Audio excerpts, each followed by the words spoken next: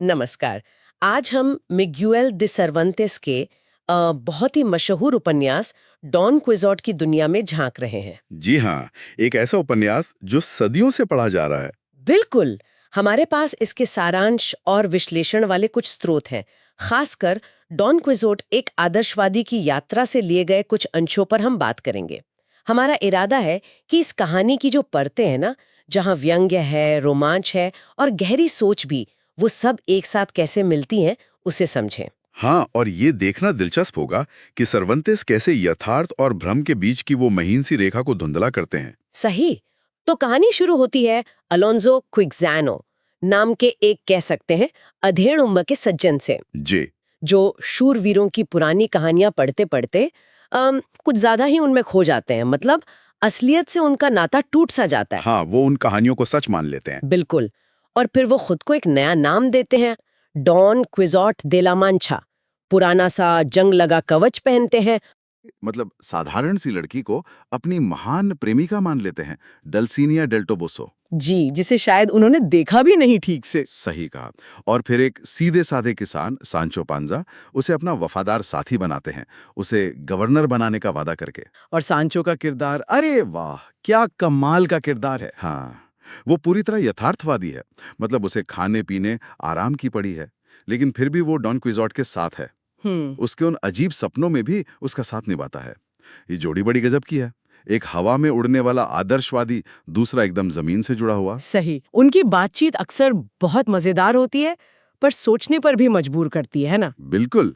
और उनके कारनामे, वो तो खैर, सबसे मशहूर किस्सा तो सब जानते हैं, वो पवन चक्कियां वाला। हाँ, जिन्हें डॉन क्विजोट भयानक दैत्य समझ लेते हैं और उन पर हमला कर देते हैं। बेचारा रोसिनांते। पर ये सिर्फ हंसी की बात नहीं है। नहीं, बिल्कुल नहीं। ये दिखाता है कि वो अपनी बनाई दुनिया और अपने आदर्शों के लिए कितने कितने समर्पित थे। भले ही दुनिया उन्हें पागल समझे। सही। और वो सरायों को महल समझ बैठते हैं, भेड़ों के झुंड को दुश्मन से ना मान लेते हैं। हाँ। और मामला तब और भी पेचीदा हो जाता है जब हम देखते हैं कि ये उपन्यास 2 हिस्सों में छपा था। अच्छा। हाँ, पहला 1605 में और दूसरा 10 साल बाद 1615 में। और दूसरे भाग में एक बहुत अनोखी बात होती है। क्या? कहानी के कई किरदार उन्होंने डॉन क्विजोट के पहले भाग की छपी हुई कहानी पढ़ ली होती है। अरे। मतलब उन्हें पता है कि ये डॉन क्विजोट कौन है, वो हाँ। मशहूर हो चुके हैं। हाँ, बिल्कुल। उनकी कहानियां फैल चुकी हैं और कुछ लोग तो मजा लेने के लिए या फायदा उठाने के लिए उनके भ्रमों के साथ खेलते भी हैं। तो एक तरह से कहानी खुद अपने ऊपर ही टिप्पणी कर रही है। जी हाँ, ये तो उस जमाने के हिसाब से बहुत ही आधुनिक सोच लगती है। बिल्कुल। इसी वजह से कई आलोचक इसे पहला आधुनिक उपन्यास मानते हैं। यह सिर्फ घटनाओं का ब्यौरा नहीं है। हम्म।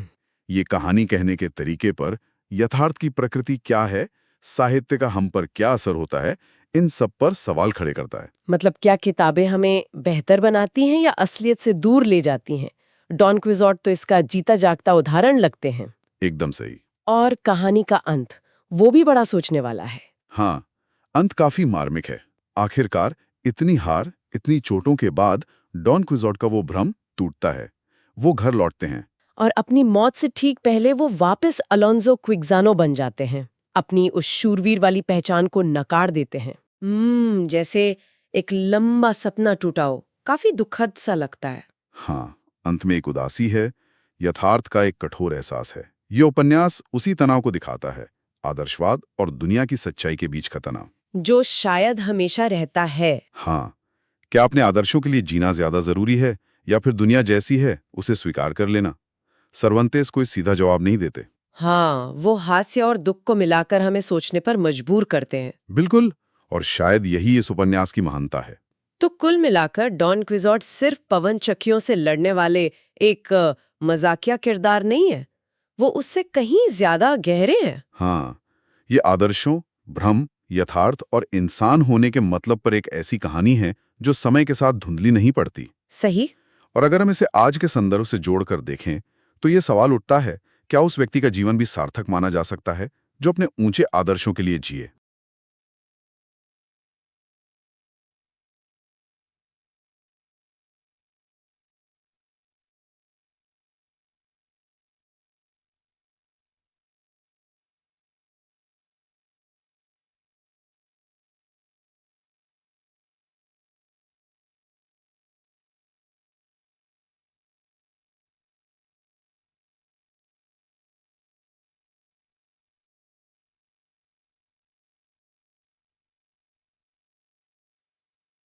जैसे एक लंबा सपना टूटा हो, काफी दुखद सा लगता है। हाँ, अंत में एक उदासी है, यथार्थ का एक कठोर एहसास है। ये उपन्यास उसी तनाव को दिखाता है, आदर्शवाद और दुनिया की सच्चाई के बीच का तनाव। जो शायद हमेशा रहता है। हाँ, क्या अपने आदर्शों के लिए जीना ज्यादा जरूरी है या फिर दुनिया जैसी है उसे स्वीकार कर लेना? सर्वंतेस कोई सीधा जवाब नहीं देते। हाँ, वो हास्य और दुख को मिलाकर हमें सोचने पर मजबूर करते हैं। बिल्कुल, और शायद यही इस उपन्यास की महानता है। तो कुल मिलाकर डॉन quijote सिर्फ पवन चक्कियों से लड़ने वाले एक मजाकिया किरदार नहीं है, वो उससे कहीं ज्यादा गहरे हैं। हाँ, ये आदर्शों, भ्रम, यथार्थ और इंसान होने के मतलब पर एक ऐसी कहानी है जो समय के साथ धुंधली नहीं पड़ती। सही।